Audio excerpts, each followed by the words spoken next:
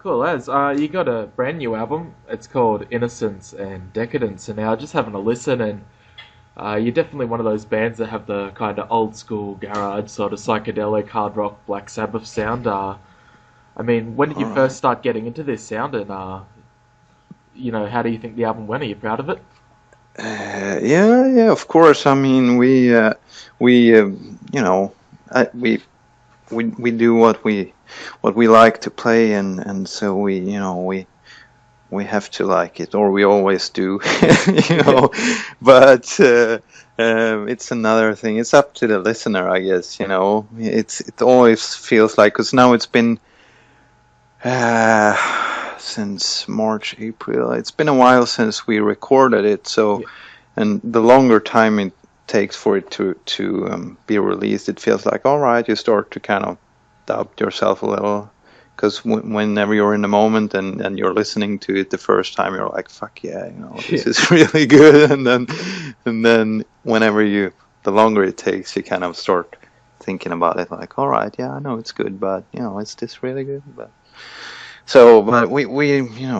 we just did the songs as good as we could. So Yeah. hopefully people will enjoy it. And because it's an old school sounding record, do you record the traditional way on tape on analog? We recorded on tape.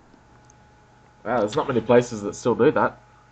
No, it's not. There is a few places. We always did it on the previous records, and now we Yeah, we went up to another studio called Atlantis in Stockholm, and it's been there since I don't know, maybe mid '60s or something. And yeah. the guy that owns it, and we were very fortunate to work with him.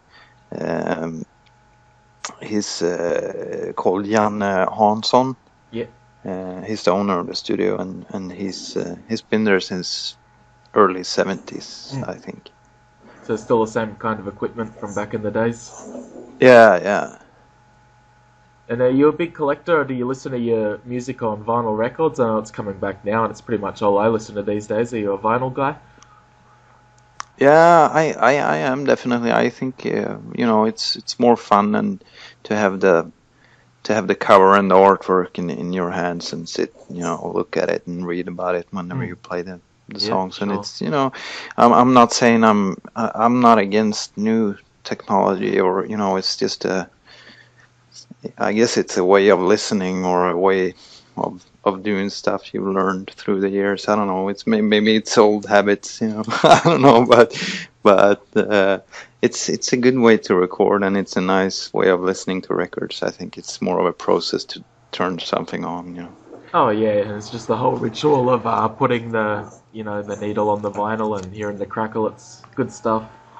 Yeah, In 2013, you actually got the chance to tour Europe with Soundgarden. What was it like playing with those guys? I know they're a pretty big, well-known band.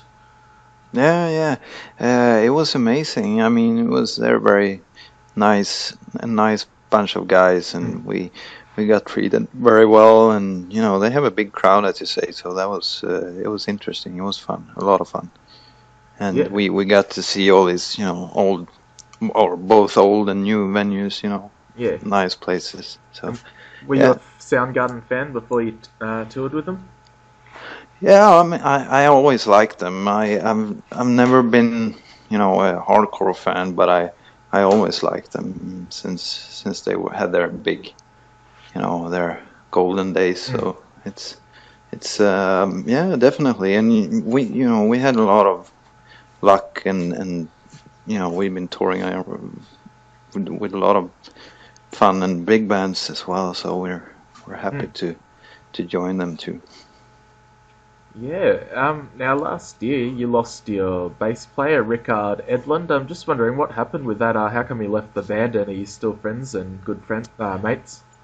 Yeah, yeah, we're still friends, and there's not not an issue or anything. It's just we kind of saw it coming, I guess. I don't know, just different ways of working, towards the same goal, or Mm. to do it because it's fun, and if you have, it's like relationship. Yeah. It's sooner or later, it's or maybe I should say maybe sooner or later, you grow apart. So there's nothing, no hard feelings or anything like that. It's just um, it turned out to be that way, and it's never fun and it's sad, but we have Truls joined us on bass again, the guy that was playing the guitar in when they started the band. Mm. So it's even though shitty and sad stuff happens, then it turned out to be really good with him in the band. So Yeah. yeah.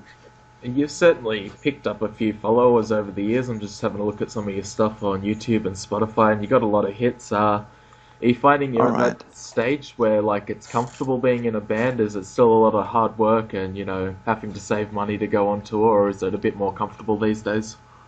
It's a little better now.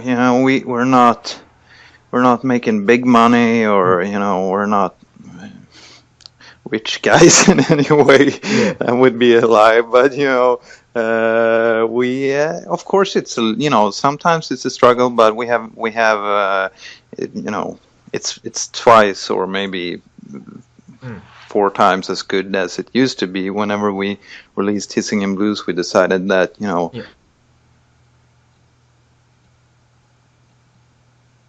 Are you still there? for a few years, and Yeah. then it got a little better and a little better, and now it's all right. But we don't smile every time we walk to the bank, but it's all right. Yeah. you know You guys are signed but to Nuclear Blast. Has that helped out much? Are they doing a good job for you, like getting your people to your shows and people buying your CDs and whatnot? yeah, they're doing a great job, and they always push for the records and the band in the right way, I guess. And Mm. they're never um, we there hasn't been anyone that tells us how to do things or what to do. They just they let that they let our work be our work, and they do a great job with promotion and record sales and all that. So we're very happy with them. Yeah. Have you guys managed to tour Australia yet, or have you got any plans to come down here in the near future?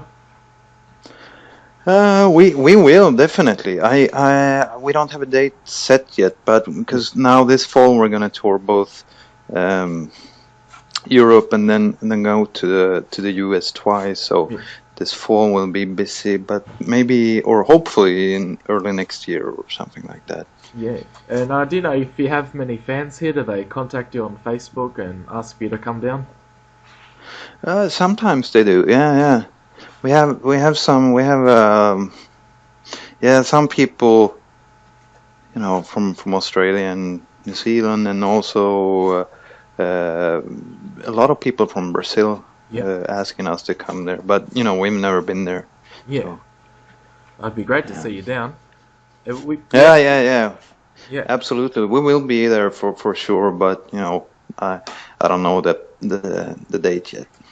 Yeah, now we're actually doing a new section on our website, and we get people from bands to recommend 5 albums that you're currently digging, just for fans to check out. I'm just wondering what's on your record player at the moment. All right. At the moment, I've been listening to.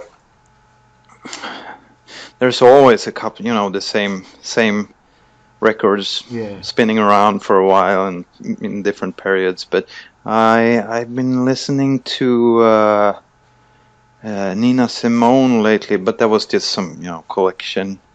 yeah, And I've been listening to, of course, to Peter Green's Fleetwood Mac. yeah. It's good stuff. I got that one too. Yeah. And oh yeah, maybe that's I think I play on with Fleetwood Mac the Mm. most. What else? Um, Muddy Waters, Electric Mud, Yep. and um, what has been lately? Wow, Elmore James. Yep. and Tonbruket. I listen to them a lot. It's a Swedish instrumental band. It's very nice to listen to. It's kind of spaced out, but yeah. It's Yeah. or do you know? Have you heard them? Maybe. No, I haven't checked them out, but I'll be sure to have a listen after the interview. I'm Yeah, always after new bands to plug. yeah. It's very nice. It's Tonbruket. It's a Swedish word. It's spelled Tonbruket. Yep. Schönbruck. Okay. All right. I'll give them a listen after this. All Look right, forward to cool. that. Yeah. Yeah. So anyway, I won't ask you too many more questions, but what's the plan for next year? You got some tour dates booked around Europe and America, I think. Yeah, we have the first. We do some Scandinavian shows in the middle of October, and then no, November. I mean, Yep. and then we go to Europe for about 3 weeks, and then we get home. And we'll be home for 1 or 2 weeks, and then we go to the U.S. once before Christmas, and then we go home to celebrate Christmas, and then we have one more U.S. tour in January, Yeah. I think, and then hopefully we'll get to Australia. Yeah, that'd be awesome to see here. And if you could bring any band that you like touring with to Australia, who would you like to bring along? Uh, it's there's many bands, but one band that's really good. It's Daniel Norgren. It's a Yep. name, Okay. Daniel Norgren, kind of. All right. I'll have to have a listen to them as well. Yeah, yeah, that's really nice. I think it's on Spotify as well. Cool as. Yeah. All right, man. Well, thanks for taking your time out to have a chat with us today, and I'll be posting all the links to your website so people can have a listen and see what they think. All right. Yeah, thank you for having me.